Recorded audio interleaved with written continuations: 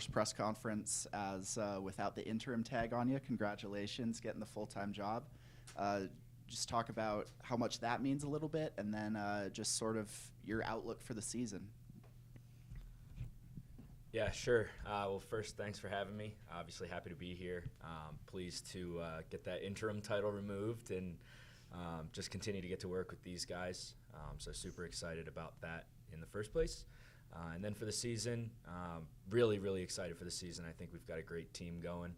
A lot of upperclassmen leadership with two of these guys sitting here, and then obviously more on the team as well. And so I just think we're ready to continue at this thing and hopefully take the next step. And we'd like to make an NCAA championship. So those are our goals. For both of you guys, I know that some of the challenges playing lacrosse out here are just the number of teams, and you guys have your three RMAC opponents that you know, but you've got some road trips at the start of the season that get you kind of out to different parts of the country and playing some other teams. So you talk about that experience, the long road trips, and what it's like to play different schools from around the country.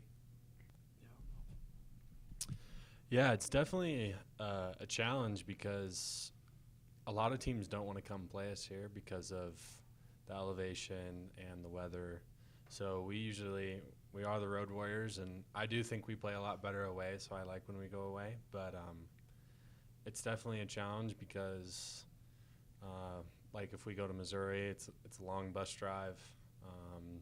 Legs get tight, got to stretch a lot. But there's also a lot of benefit too because you get really close with your teammates.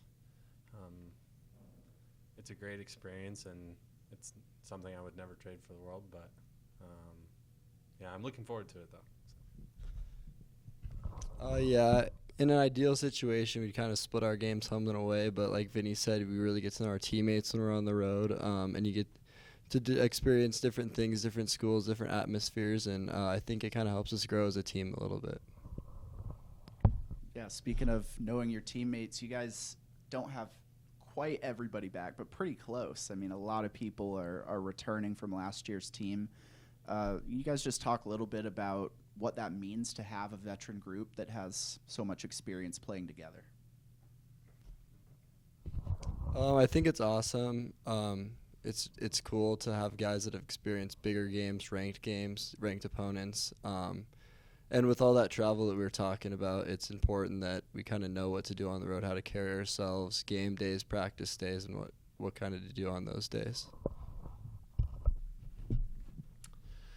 Yeah, it's definitely very beneficial because there's not really one area where we feel like we're at a deficit in age and experience. We have plenty of experience on both sides of the ball, probably more offensively than defensively, but yeah, I think we look pretty stacked, and I'm excited to see where we go this year with it. Questions? Say, Troy, coming in, you've been with the program, so I'm guessing the transition was fairly smooth, but you also, I'm guessing you need to put your own stamp on things. How do you kind of balance that, knowing you do have a veteran team? Was it a little easier that way?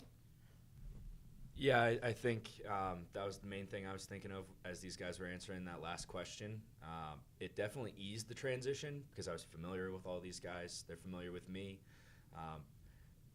We had a good thing going the past few years as I was the assistant, so we're not rewriting the wheel. We've got a pretty decent roadmap to follow. That being said, there are definitely different changes I've made, and I think if you ask some of these guys, they'd probably be able to rattle off a few. But, yeah, I think for the most part, it's just been fairly seamless from my previous boss and in my transition. But definitely trying to switch a few things up. I guess the biggest change you could say is I went from being the defensive coordinator to now working with the offense. I played midfield in college, so I've got a little bit of experience at both. I've coached both at the club and collegiate level. And so we just had some coaches that were more familiar with the defensive side of the ball that were able to step in there to help with that transition. So it was just a natural switch for me to kind of hop over to the offense and help out there as well. Guys, start rattling. But I mean, what are some some differences and just the familiarity with the coaching staff? Yeah, I mean, it's when you hear your coach is leaving, everybody's like, now what? And the fact that, okay, Troy ran the fall, they made him the interim, and then kept him on as the head coach, that's kind of, okay, we can just kind of pick up and keep on rolling? Yeah, when you said our old coach left, everyone kind of was pretty rattled because it was kind of surprising. And I think when a lot of people think like a coach leaves, like the team isn't, it's like a rebuilding, and we're just not that high level. But when Coach Smith left, we didn't really feel that way. It was just, we knew how good of a team we had and how good of the players that we had, and we were going to build on this. It was just without the head coach that we've had for the past couple of years. And I think Coach Moyer's done a great job taking that step and putting his own stamp on it, because he's very different from Coach Smith.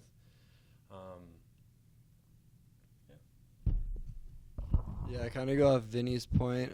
We were still confident when Coach Moyer took over the program that we had all the pieces that we needed to obtain our goals. And he's kind of simplified things around the program, including the offense. And I think it's important that we have some alumni, Coach Flynn, Coach Blake, and Coach Shane, that understand what he's trying to do, and they're all on the same page defensively and offensively.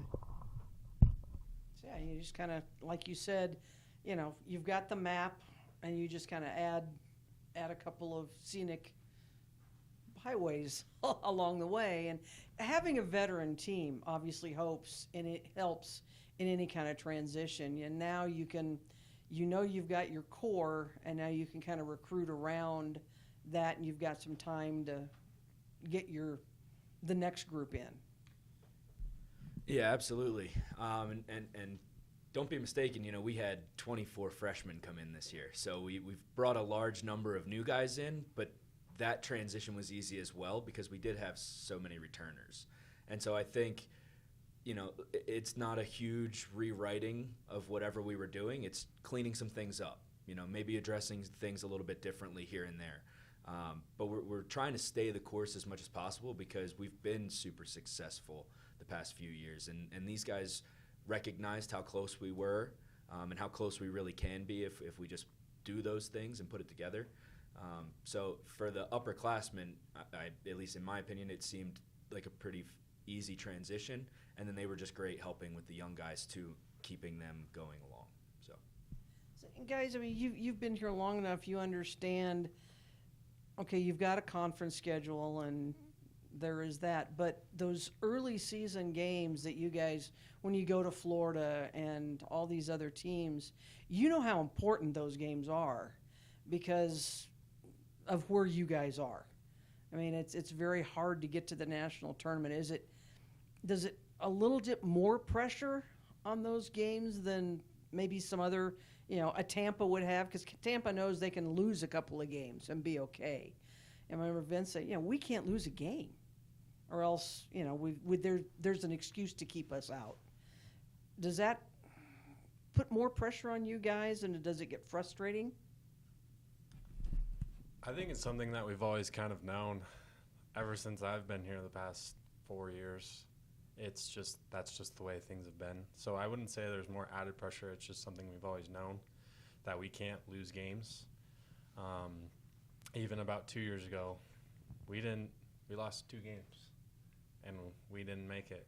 And it was because of one of our first games at the beginning of the season that we lost in overtime. So it's extremely difficult, but that's something we've always known. We just can't lose. But I think this year we have a little bit more leniency in the past because we play a lot better teams and a lot more of them. So I think we can maybe get around, unlike past years, if we do lose a game. But we don't plan on losing. So just go out and win them all. Yeah.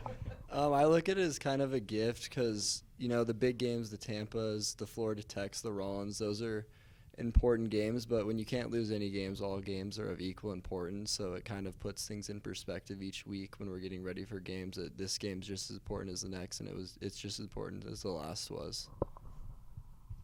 Mentally taxing Yeah, I'll add on Drew because I think that was a great point too. I feel like we've found in the past that when we try and place too high of stress of importance on one game or another, it ends up leading to some disaster, right? Because then, let's say maybe you don't win that game. Well, is there any concern of, well, why are we continuing at this thing? And that's just a bad way to go about life in general. So I think the guys, our returners have kind of seen through the past years what it takes and recognize that, every game's just as important. If we can treat the first one the same as the last one, then we'll be all right. So.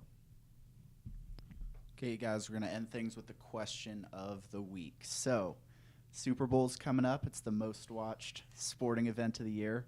I want to know from you guys, what's your all-time favorite sports experience as a fan?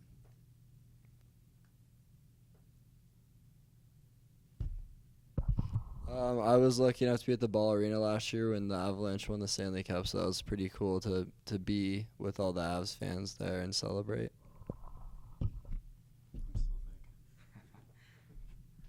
Well, first, I just have to say this because you mentioned the Super Bowl. The Eagles are absolutely going to win it, being that I am from Philadelphia and a huge Eagles fan. So, no, but I think probably one of my favorite sports memories is back in 2005, I went to the NCAA Men's Lacrosse Championship that was held at Lincoln Financial Field. It's probably the earliest collegiate lacrosse memory I have, and it was essentially the moment where I knew I wanted to play collegiate lacrosse and basically led me here. So, yeah. Yeah, another thing about it, I got really invested into hockey last year, and the Avs did, in fact, win the Stanley Cup, and that's when I really started fall in love with hockey. And sadly, I couldn't go to the game that they won, the Stanley Cup, because I had to go to work. So that was really sad. So, Coach has the Eagles for the Super Bowl. Do you guys have any picks? I got to agree with Coach, making him happy. Fly, Eagles, fly. Eagles. All right. Thanks a lot, guys.